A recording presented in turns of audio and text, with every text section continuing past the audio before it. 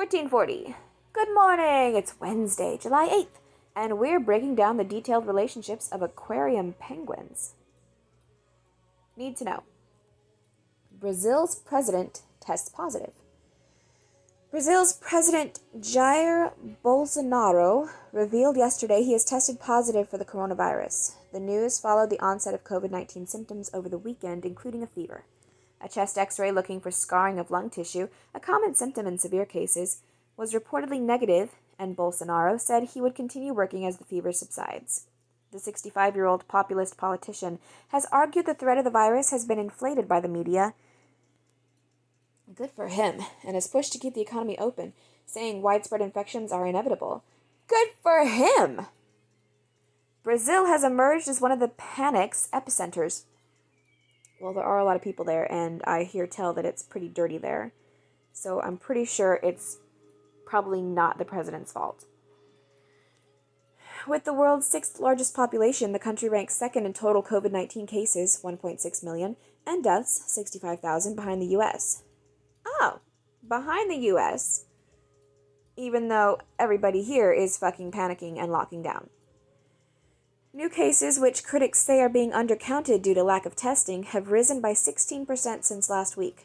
Major cities in Brazil began reopening roughly a month ago. Meanwhile, the U.S. passed 3 million reported cases, with 131,480 alleged deaths as of this morning. In the race for a treatment, the government inked a $1.6 billion deal with vaccine maker Novavax to develop and test a drug regimen that began early trials in May. The company joins 3 others backed by the administration's Operation Warp Speed vaccine development effort. Separately, new U.S. immigration guidelines would require international students to return to their home countries in the fall if their classes have been shifted entirely online. Oh, sad for them. If only we could save their lives here by possibly not being idiots and letting people go about their daily lives again. Wouldn't that be nice? Death toll rises in Japan. Is this about floods? I'm having a vision that this is going to be about flooding. At least 58 people have been killed with more than a dozen missing as torrential rains caused widespread flooding and landslides in southern Japan. The government advised at least 3 million people to evacuate Kyushu, Japan's third biggest island, if possible. The downpour began Friday and intensified yesterday, with some areas seeing up to 4 inches of rain per hour. Wow. Much of the devastation was localized around the Kuma River, whose fast-moving rapids begin in the island's mountains before traveling 70 miles out to sea. At least 2,000 homes were said to be cut off by rising waters, with a number of bridges washed away. The death toll is expected to rise as more search and rescue teams comb the area. The floods come less than a year after Typhoon Hagibis left more than 90 dead. 14 of the victims, reportedly from a senior living facility, were trapped when a river embankment collapsed. Oh, that sucks. Johnny Depp libel trial. A high-profile lawsuit expected to expose details of actor Johnny Depp's life began in London yesterday. Why London? At the center of the case is a charge by Depp that the British tabloid The Sun falsely accused him of domestic violence in a 2018 article. Company officials said the charges were warranted and based on counts from Depp's former wife, actress Amber Heard. Yeah, which are now basically proven to be lies. Practically proven to be lies. The relationship between Depp and Heard reportedly began on the set of The Rum Diaries in 2012 and quickly became tumultuous. Married in 2015, Heard filed for divorce after 1 year, claiming Depp was abusive. Depp denied the claims, countering that Heard was abusive and suing the actress for $50 million over a 2019 op-ed in which she claimed he physically abused her. He has recordings on his side. The trial is likely to push a number of salacious details into public view, adding to a swirl of issues around Depp, the world's 10th highest-grossing actor. In the know. Sports, entertainment, and culture. Major theater chains, including AMC and Cinemark, sue New Jersey over coronavirus closures. Ha. Good for them. I hope this goes well for them, and I hope there are a shit ton more lawsuits over coronavirus closures. 77th Venice Film Festival announces reduced lineup. MLB releases 2020 schedule with a 60-game regular schedule that opens July 23rd. Handful of teams cancel workouts over coronavirus risks. So, even though they will be playing games, those games might be not so exciting if they can't do workouts. Mary Kay Letourneau, ex-teacher who made headlines in 1997 when she was convicted of rape of 6th grade student she later married, dies of cancer at 58. That explains why those people named Letourneau were trending on Yahoo search, although Mary Kay wasn't one of those names. It was Steve and something else. Science and technology. Jacqueline. It was Steve and Jacqueline. Maybe not the same Letourneaus? Science and technology. Preliminary data suggest experimental drug regimen successfully cleared AIDS virus from 36-year-old Brazilian man. Known as the São Paulo patient, the treatment ended in March 2019 with no signs of the virus returning to date. Cool. Good for him.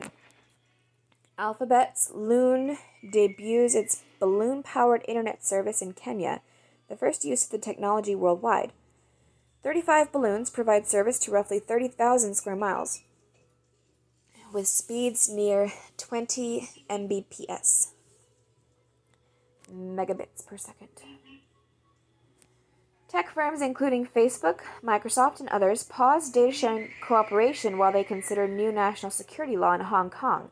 Social media platform TikTok pulls out of the city. U.S. official social media platform TikTok pulls out of the city.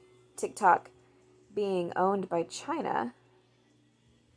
So China doesn't want Hong Kongers to be able to post on TikTok. That's not disturbing at all. I know everything going on with Hong Kong is disturbing. Data sharing cooperation while they consider new national security law in Hong Kong. So that's data sharing cooperation with China? Why do we have that? U.S. official floats ban of TikTok as tensions with China grow. Business and markets. Brought to you by The Ascent. U.S. stock markets down. S&P 500 down 1.1%. Dow down 1.5%. NASDAQ down 0.9% as coronavirus cases continue to rise across the country. And yet the CDC admits that it is practically a non-epidemic at this point. Get a grip, investors. And whoever else controls the fucking stock markets. Ugh. So stupid. Deutsche Bank to pay $150 million fine for supporting financial transactions by sex offender Jeffrey Epstein, including payments to Russian models. Why? Were they underage models? Is there such a thing as being underage in Russia? I don't even know that. But why? He was a millionaire. It's not like they needed to question his credit or something like that. He's a fucking millionaire. What the fuck? Facebook executives meet with leaders from civil rights groups leading ad boycott charge, including NAACP. Groups call meeting a disappointment.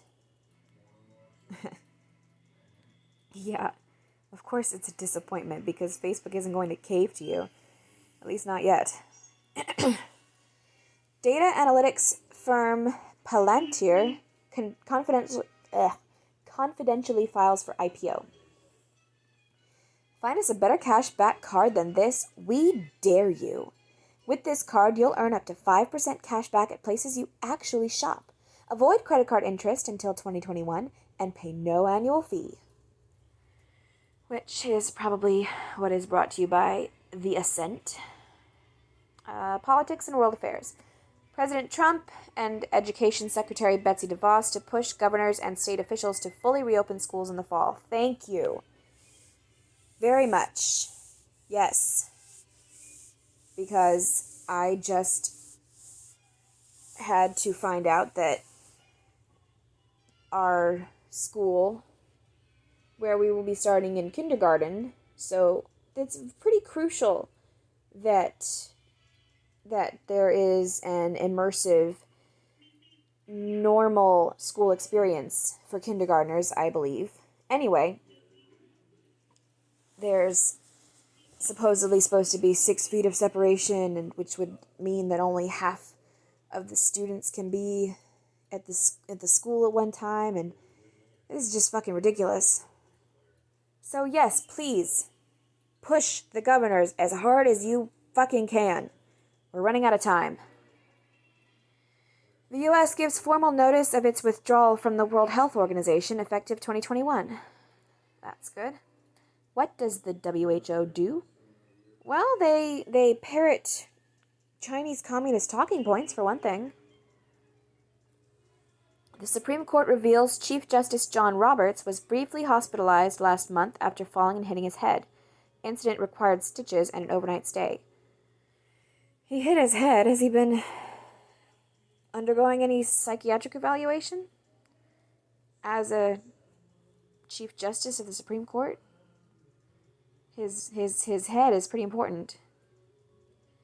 U.S. Army officials confirm remains found in Texas were of Fort Hood's SPC specialist Vanessa Guillen, who was killed by fellow service member specialist Aaron Robinson. Robinson died by suicide July 2nd when confronted by police.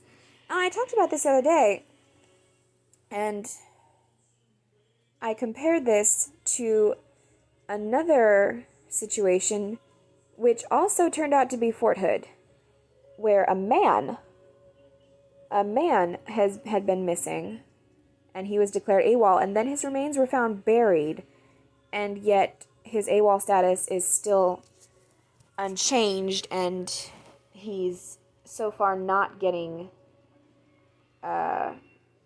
military honors or anything like that. And his family wants them to reverse it, but they are waiting on an autopsy, and he has to have died within 10 weeks after the day he went missing. Anyway, so yeah, that's what happens when a man goes missing and gets killed. I mean, he could have been kidnapped and been being held captive by somebody before he died, before the 10 weeks was up. Anyway, this woman, I looked at a calendar, the day she went missing and the day her remains were found, it was almost 10 weeks, and she wasn't declared AWOL. She was missing for quite a while. Nobody declared AWOL. They were just worried for her, and then her remains were found. No big deal. What's the difference? She's a woman? Is that the only difference? Anyway, whatever. 1440 fines. Getting sleepy, I guess. 1440 fines. Calling All Moms, the Mom Project is a job search site for mothers seeking world-class employers that respect their needs for a work-life balance. In recent news, they just raised a whopping $25 million in Series B funding, making us all think they'd grow up too fast. You think you're clever? Is that it? Enough with goals. James Clear, author of Atomic Habits, says goals aren't the best way to approach habits. Instead, try systems. He got us thinking. You can check out the excerpt from his book here. All we need is a little lift. This Spotify playlist, aptly named the Ultimate Happy Playlist, will get you out of the post-holiday weekend blues and keep you in high spirits until your next day off on Labor Day. It's hump day, folks. Listen away. Listen away to a bunch of songs that have a good beat and absolutely no substance. I'm guessing. Etc. Horseshoe crabs are the surprising ingredient needed for testing new drugs. Interesting.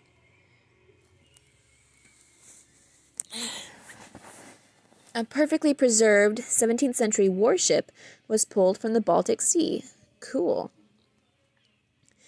Go inside the doomsday bunker of the rich and frightened.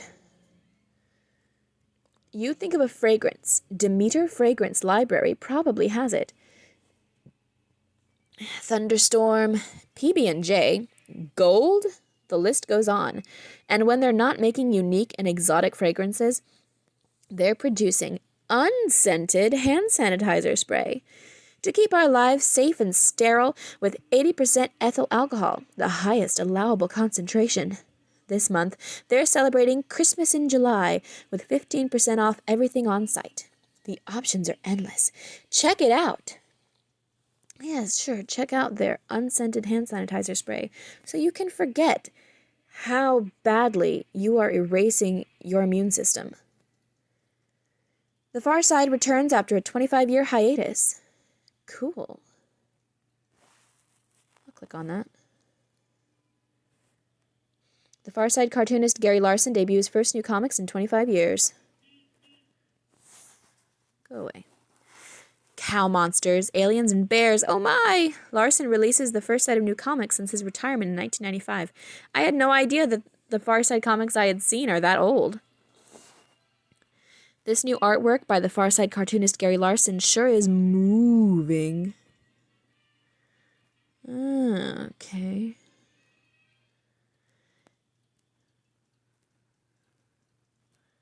Blah, blah, blah. Blah, blah, blah. Blah, blah, blah. If anybody is watching, feel free to read through what I am scrolling. I thought you were going to show me more comics than that. I just wanted to see comics. That is a creepy looking cow. Student goes from sanitation worker to Harvard Law. Okay. Not all heroes wear capes. Houston mom beats the coronavirus, has C-section, gives birth to triplets. Okay.